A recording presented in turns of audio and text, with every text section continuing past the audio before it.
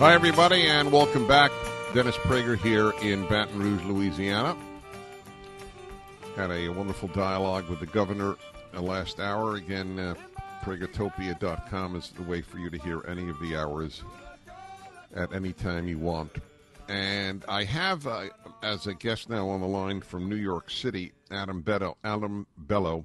Adam Bellow is executive editor at HarperCollins, and in terms of full disclosure, he is my editor, and he is a wonderful and intelligent, highly intelligent thinker about American life, but he's not on because he's my editor. If he were, I would have had him on a long time ago.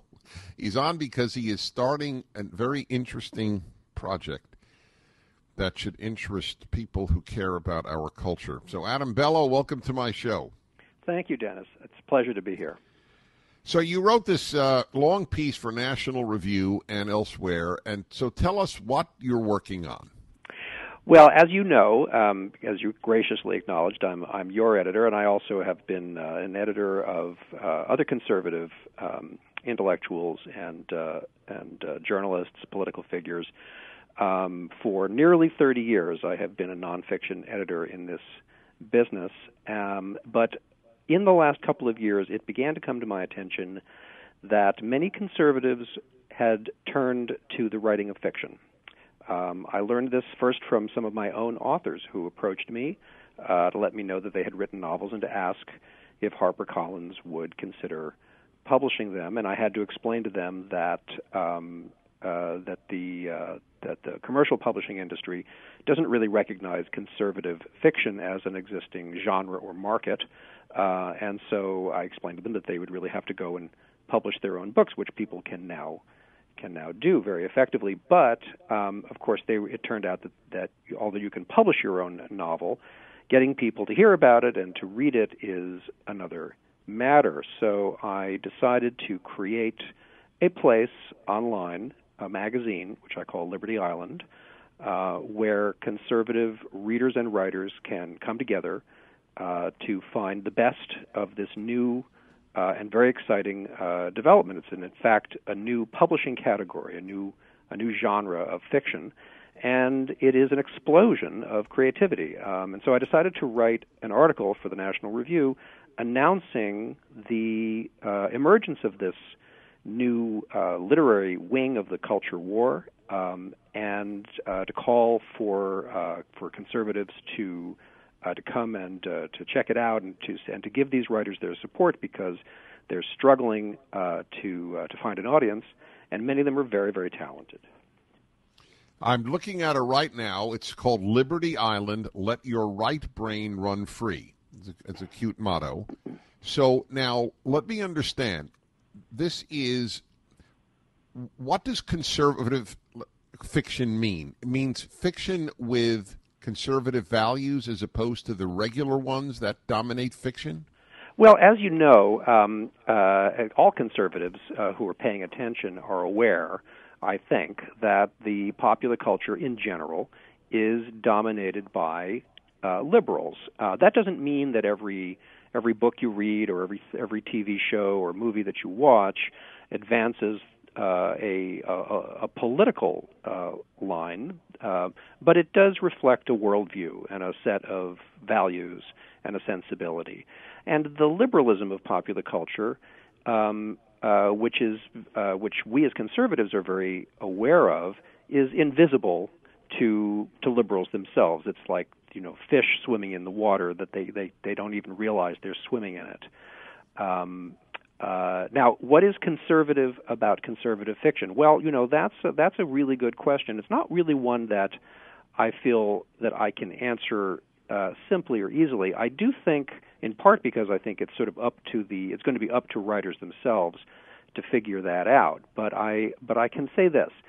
Conservative fiction could be anything. Let's say, ranging from the works of someone like Tom Clancy, who writes thrillers in which there are no politics discussed, but the hero of Clancy's novels is somebody who embodies American values and virtues, and this is somebody who we sort of admire and sympathize with. And it can include somebody like Tom Wolfe, who is a very keen social observer who writes social novels that comment on the manners and mores of sort of the liberal governing or a social elite. And it could be the work of somebody like Mark Helprin, the right. But of course, these three we've had Mark on. These three are published. Yes. So they wouldn't need you, as it were. No, that's correct. And if Liberty Island weren't needed, I wouldn't have created it. Exactly. So let me ask you: who determines what goes up on Liberty Island? Well, I assume you just can't put something up.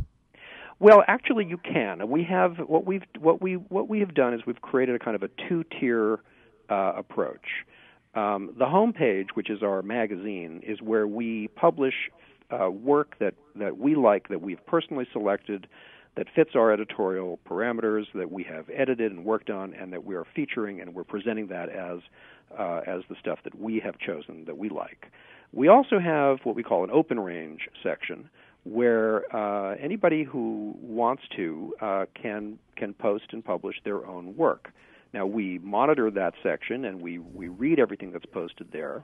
And if it doesn't fit into our parameters, either because it's has no political or cultural point of view at all, or because it just doesn't fit with what we're doing, or it doesn't meet our standards of quality, or it's in some way socially offensive, we take it down. But for the most part, what we want is to permit a kind of bottom-up process so that readers themselves can decide what they like the most. So anything published on the open range can be read and reviewed and rated by readers, and if enough people like it, we may decide to feature it on our own page. When we return after this break, I want you to tell me what you would like people to do, because I think this is important enough to have featured on my show.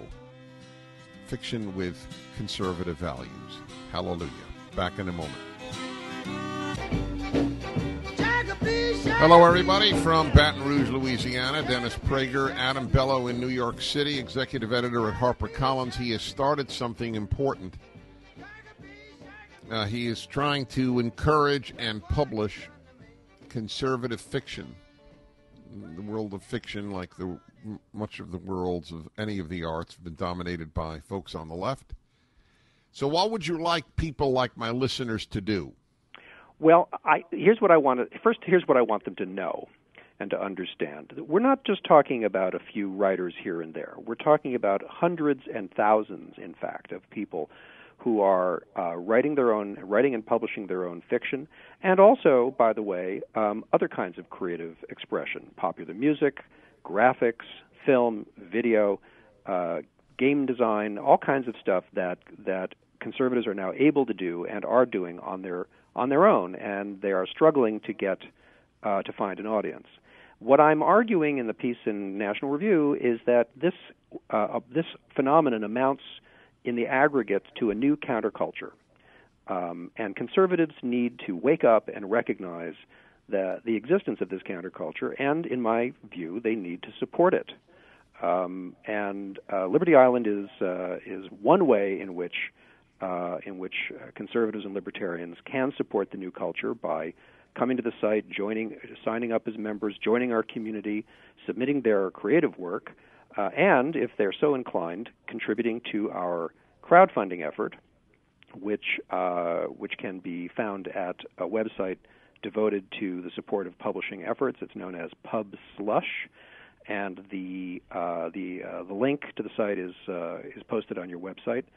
We're down to the final few days of our campaign, and we are trying to raise money so that we can launch our first line of commercially published novels, which will come out in the fall.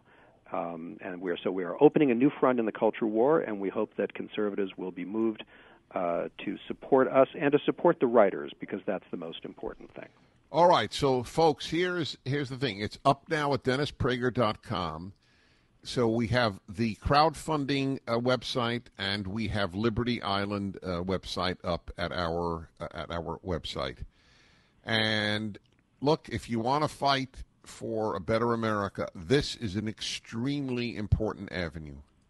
We're not suppressing anybody. We are simply adding another voice of traditional values. I like the word traditional. Not every tradition is great, but we have lived off the great fruits that the traditional trees have borne. So, Adam Bellow, congratulations to you. Much success I wish you, and I wish my listeners to please go to our website and go and visit Liberty Island.